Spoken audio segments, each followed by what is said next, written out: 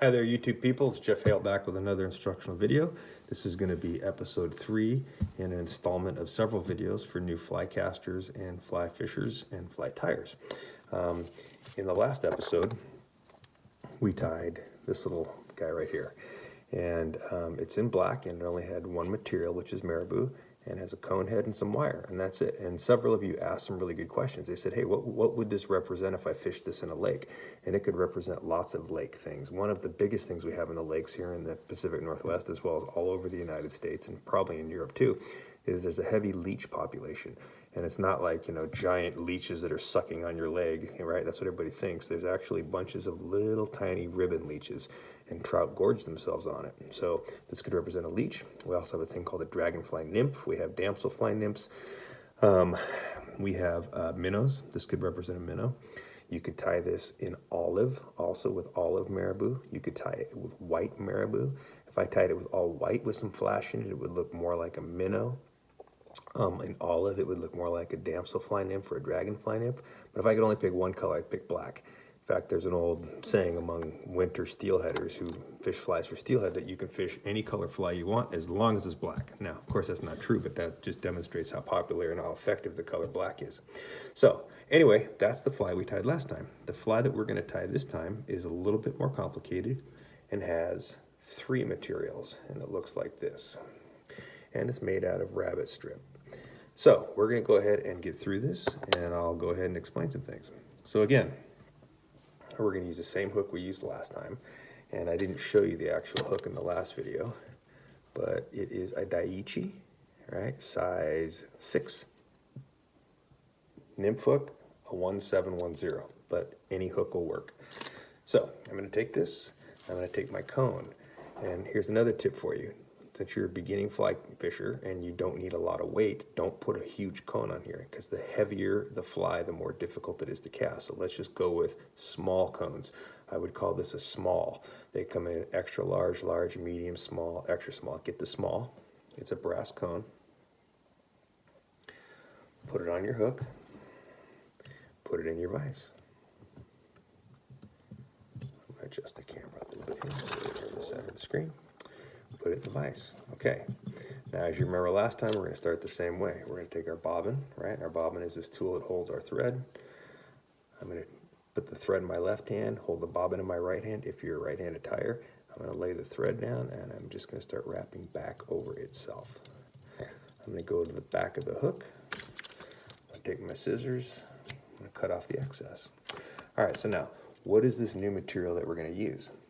This new material that we're using, you can see right here, it's called a Magnum Zonker Strip. Now, you don't have to get the Magnum. In fact, I'd recommend not getting the Magnum, but this is all I have available with me.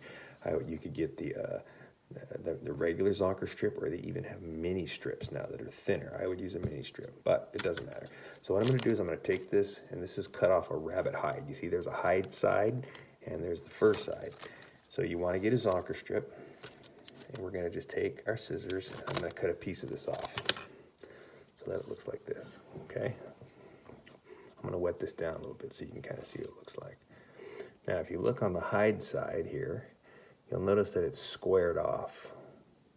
We don't like that. We want it tapered so it swims nice. So what I'm going to do is I'm going to take my scissors, and I'm going to come in here, and I'm just going to cut this at like pointed tip, like an arrow, so that it swims correctly. So now you can see the rabbit hide. Can you see that there? It's cut to a tip, to a point. All right. Now, again, more spit, right? So here we go. What I'm going to do is I'm going to separate this rabbit. I'm going to separate this rabbit into 2 segments. So I have the tail segment, there's the hide, and I have all this stuff in front. What I want is to tie this tail section in, and again, I want it probably just a little bit longer than the fly itself. Now you can have some problems casting this. Sometimes it'll wrap around your hook and you have to stop and unwrap it, but that's okay. I actually think having a little bit longer tail gives more action to this fly and you'll hook more fish. So what I'm going to do is I've separated this rabbit.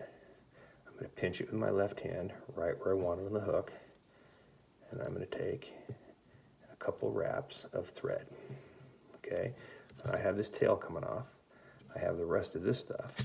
Now, rabbit will tend to roll over on you. So one way that you can combat that is after you take a couple wraps and tighten it up right there, lift the tail and come behind the tail through the center, behind the tail through the center.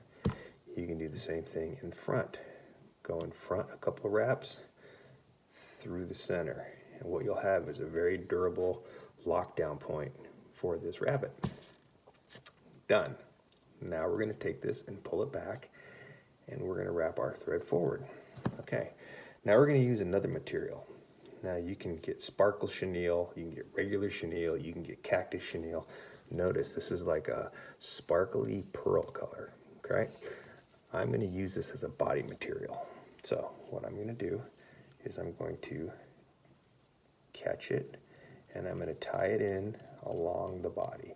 And I'm doing this for two reasons. One is I want to build up a little bulk in the body, and two, I want to make sure I have this tied down over a long space so that it's locked in there, okay? In fact, at this point, because we build flies, we don't just tie flies, take a little super glue, go ahead and rub it on there. Those thread wraps are not going to come off. Then what we're going to do is we're going to take this cactus chenille, and I'm going to palmer it or wrap it forward, and I'm going to create a nice body. Watch. And I'm just going to go one wrap right next to the other, and I'm going to come right all the way up to the cone, right to the cone. Okay, and then I'm going to take this and I'm going to catch the material.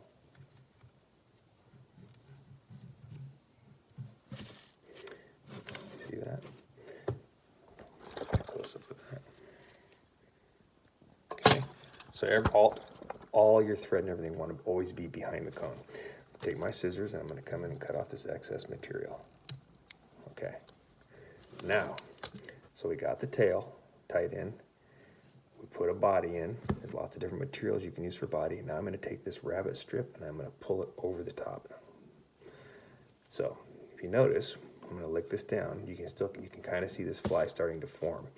And what you're probably going to have is a little bit extra. You're going to have a little bit more rabbit and a little bit more hide than you need. So what you want to do is lick it and separate it and find that part where you have all the fibers going back, but you can get your thread on the hide. And you're going to want to catch that hide and pull it tight. Watch, so it sucks down into the gap behind the cone. I'm going to take another wrap right behind the cone, pull it tight, and it'll suck down in there. Okay, I'm going to take another wrap behind the cone, pull it tight. I'm going to take a couple wraps in front, and I'm going to cut off this extra piece of rabbit. Boom. Okay. Now, if you look down inside this cone, you'll see some of the rabbit, some of the hide. That's okay. You just take it and just do some thread wraps over it. There's a lot of room behind this cone for you to make mistakes and for you to jam material in. So that's why the cone is great, right? Saves you from having to worry about making that super neat head. You can learn that later. Okay, so we got the rabbit, we got the body, very easy. The last thing we're gonna do is put some flash into this fly. And I like to use gold flash, but you can use any color you want. The reason I like gold flash is because I find it's really effective on one of the rivers I fish, which is the Yakima River. So this is Flashabou, right? You can find this stuff anywhere. Try and find some pieces that aren't bent, nice and straight, and take maybe 3 or 4. You're gonna go ahead and cut them like this. Okay, that's probably a little bit too much. I'm gonna cut that in about half. Again, I'm gonna lick this because it's easier for me to manage my fibers, and I'm gonna lay that right on top of the rabbit.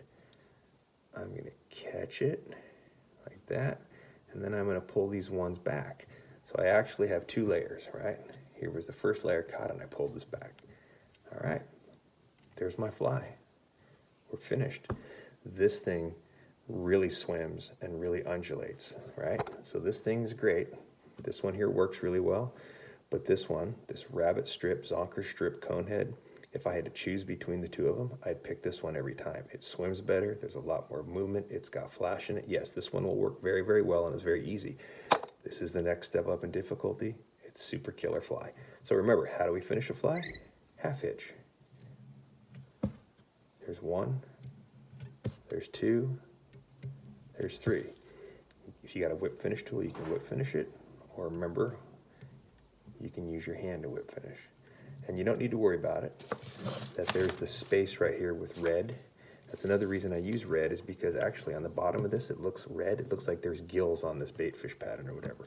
Some people will tie in a feather and they'll finish this off with a hackle at the front, but that's another technique that we don't want to get into yet. So I'm gonna cut it, and what do? We don't tie flies, we build flies. So I'm gonna get my super glue or my head cement, I'm gonna get a needle, and I'm going to make sure I put glue on these wraps, because I spent the time tying this fly. I want to make sure it lasts. I don't want, after about 4 or 5 trout hit this thing, it's gonna get tore up. And there's nothing worse also than tying a fly and having your thread wraps come undone or something else. So take the time in advance to glue your fly. There we go. That's it. That is a great pattern. And notice I have the flash extending to the end of the tail. You could even go just a little past the tail, but I like it right to the tail. That's it. So this is the second pattern, the 4th video. And I hope you, actually, let's see. No, this is the 2nd pattern and the 3rd video. Hope you enjoyed this. If you liked it, please subscribe to my channel. And the next video we'll be doing will be on starting with a basic fly rod setup and doing some casting. All right, have a great evening.